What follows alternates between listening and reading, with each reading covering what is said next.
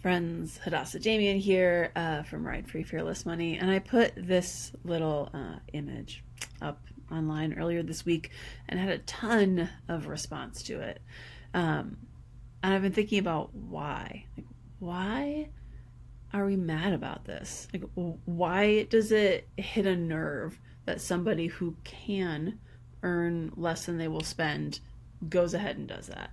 Um, Whenever something hits a nerve like this, I always want to ask, what is it about my life? What is it about the life of someone who's mad about this that is so bothersome? What does this say about me and what's happening for me? And so thinking about it, I came up with a couple ideas, and a lot of them are based in this kind of hiddenness aspect or assumption.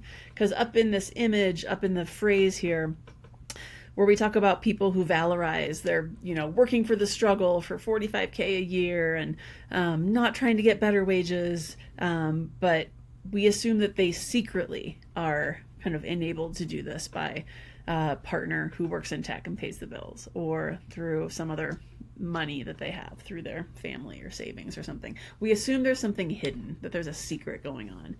And that's part of the problem. So number one, hiddenness is weird, right? When people hide the money that they have access to, it just feels weird. Like, why? Why are you doing this? And so usually people are not mad or less mad when money's transparent. And it's this like thing that's opposite of what you think. You think if you tell people that you have money, they're going to judge you or whatever. But trust me, if you are operating with money that you are hiding, people will judge you a lot more. So it's better to be out with it.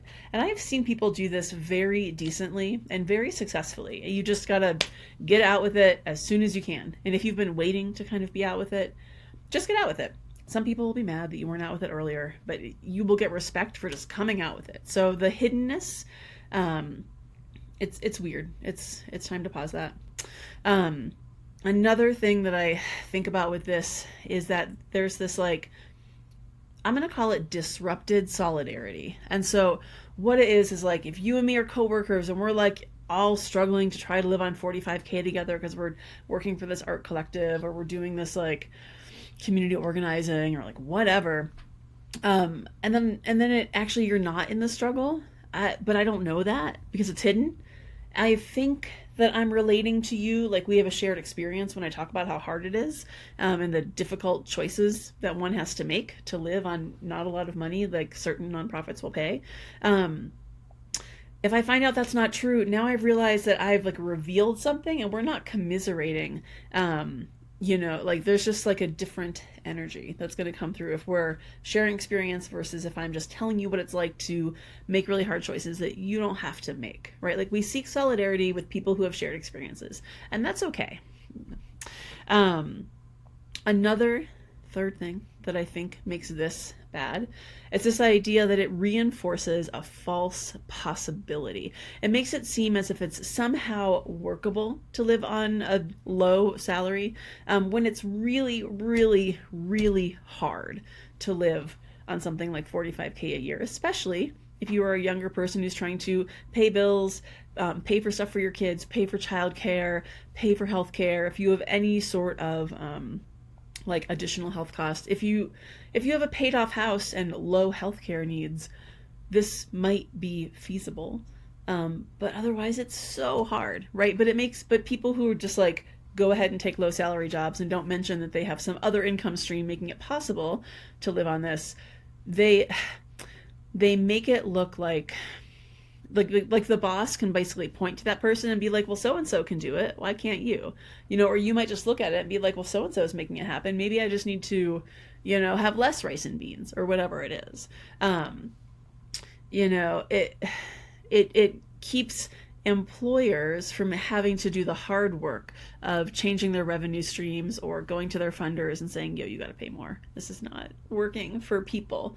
And it also kind of like makes it seem like it's even possible in the first place, when again, living on a lower salary, and 45K is well under median in the US. Median is a bit over 60K right now. So 40, like this would be very hard, and you're making hard choices. Like, should I pay the heat bill or the car insurance payment? Should I fix the brakes or pay for my kid to go to the dentist? When you have this kind of income, these are the types of trade-offs that you're having to make, which are really challenging and really unfair.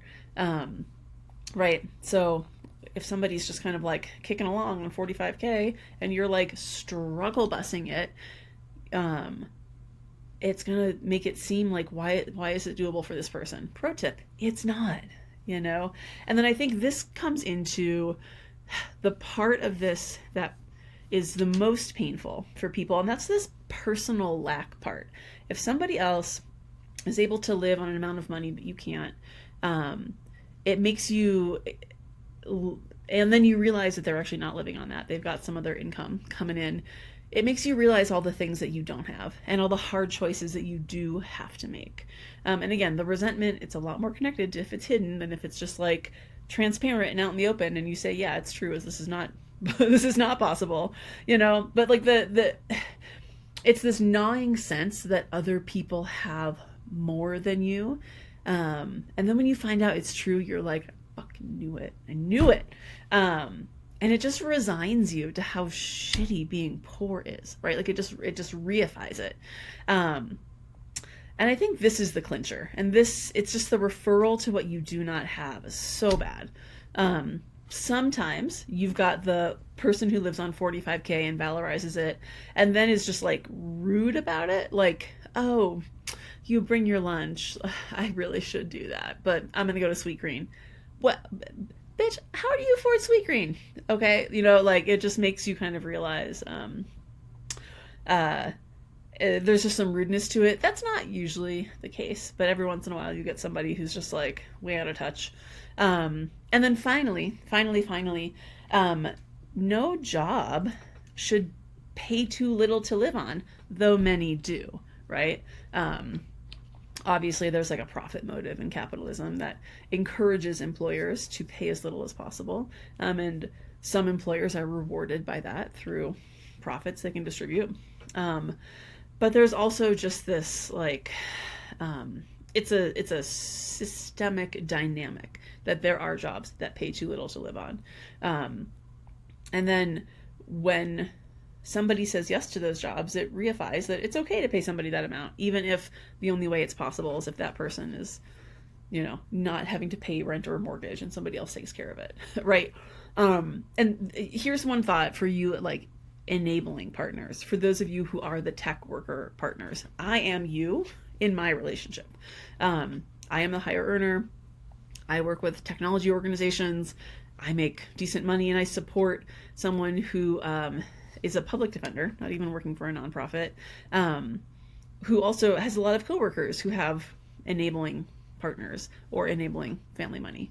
So it just brings to light the fact that this shouldn't be the case. There shouldn't be jobs that pay too little for people to be able to take care of their basic needs. Right. Many do.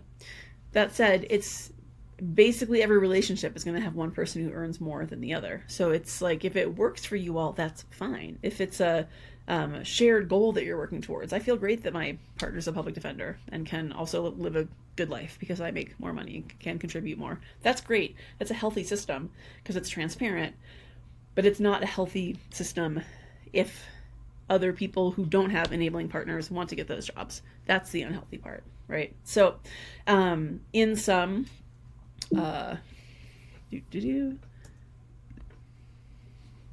these are the things that I think are why the 45K a year job with the enabling partner is awkward.